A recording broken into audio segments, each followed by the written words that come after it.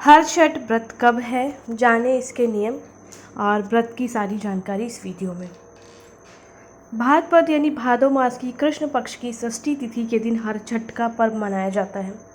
पौराणिक मान्यताओं के अनुसार भगवान श्री कृष्ण के बड़े भाई श्री बलराम जी का इस दिन जन्म हुआ था, इसलिए इस दिन उनका जन्मोत्सव मनाया जाता है।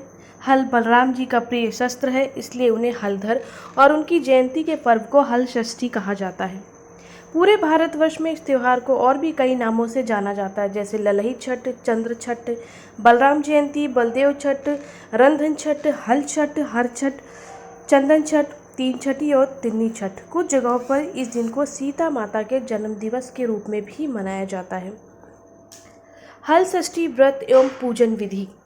हर छठ वाले दिन सुबह स्नान आदि से निवृत्त होकर साफ सुथरे वस्त्र धारण करें, फिर पूजा के लिए गोबर लेकर आएं और उससे जमीन लीपकर एक तालाब की आकृति बनाएं। तत्पश्चात झरबेरी, अमलतास और प्लास की एक एक डाली को बांधकर एक हर छठ बनाएं।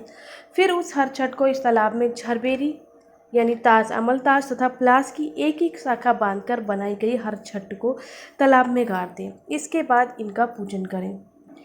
इसकी पूजा में 7 अनाज चढ़ाने की परंपरा है। 7 अनाज में गेहूं, जौ, चना, मूंग, मक्का, धान और अरहर लें। इन 7 अनाजों को चढ़ाने के पश्चात हरी कजारियाँ, धूल, होली दहन की राख, होली की आग पर भुने होरा यानी भुने हुए भुट्टे और जौ की बालें अर्पित करें। तालाब में गाड़ी गई हर छठ के पास आभूषण और हल्दी का रंगा हुआ कपड़ा रखें। तत्पश्चात भैंस के दूध से बने मक्खन से हवन करें। ध्यान रहे, इस दिन गाय के दूध से बनी कोई भी चीज़ काम में ना लें।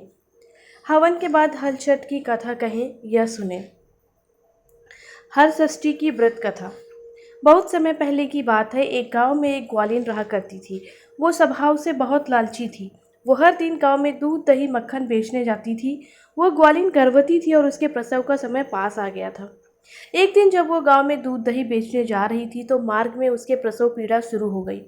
उसने सोचा कि यदि मैं प्रसव के कारण दूध दही बेचने नहीं जाऊंगी तो ये सब व्यर्थ हो जाएगा। यही सोचकर वो आगे बढ़ी और बढ़ती रही, परंतु गांव पहुंचने से पहले ही उसका प्रसव हो गया।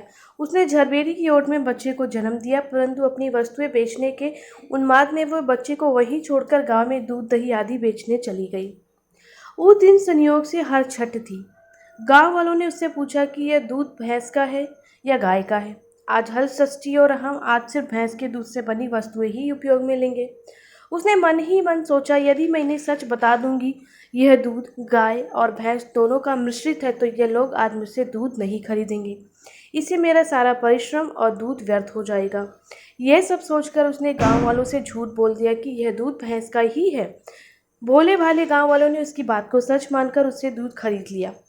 उस ग्वालिन को आभास भी नहीं हुआ कि उसने कितना बड़ा अपराध किया है। उसके इस प्राप्तकृत के फलस्वरूप उसने जिस झरबेरी की ओट में अपने नवजात बच्चे को छोड़ा था, उसके पास के खेत में किसान हल चला रहा था। तभी अचानक उसके बैल बेकाबू होकर दौड़े और उनके लगे हल का फल बच्चे के पेट में धंस गया। हल के घुसने से वो बालक वहीं मर गया। बच्चे को मरा देखकर किसान को बहुत दुख हुआ। किसी को पता न चले, यही सोचकर उसने उस बच्चे के शरीर के घाव को झरबेरी के कांटों से टाँक दिया और अपने बैलों को लेकर वहां से चला गया। जब ग्वालिन दूध बेचकर उस झरबेरी के पास पहुंची तो उसने अपने बच्चे की ऐसी हालत देखकर चीख मारकर रोने लगी। तभी उसे स्मरण हुआ कि आज हल षष्ठी के दिन लोगों को झूठ बोलकर भैंस के स्थान पर गाय और भैंस का मिश्रित दूध देकर उनकी पूजा को खंडित किया है। उसने जो अपराध किया है यह उसी का परिणाम है। ईश्वर ने उसे उसी पाप की सजा दी है। यही सोचकर उसके मन में प्रायश्चित का भाव जागा और अपने पाप का प्रायश्चित करने के लिए वो वापस उसी गांव में गई जहां उसने लोगों को दूध बेचा था। वहां हर घर और हर गली मोहल्ले में घूम घूम कर उसने अपनी गलती स्वीकारी। उन लोगों को उससे मिली सजा के विषय में बताकर उसने क्षमा मांगी। तब उन स्त्रियों और पुरुषों को उस पर दया आ गई और उन्होंने उसे क्षमा कर दिया। साथ ही ईश्वर से प्रार्थना करी कि उस ग्वालिन की भूल को क्षमा करें। सभी से क्षमा मांगने के बाद जब वो एक बार फिर से झरबेरी के नीचे पहुंची तो उसने देखा कि उसका बच्चा जीवित अवस्था में था।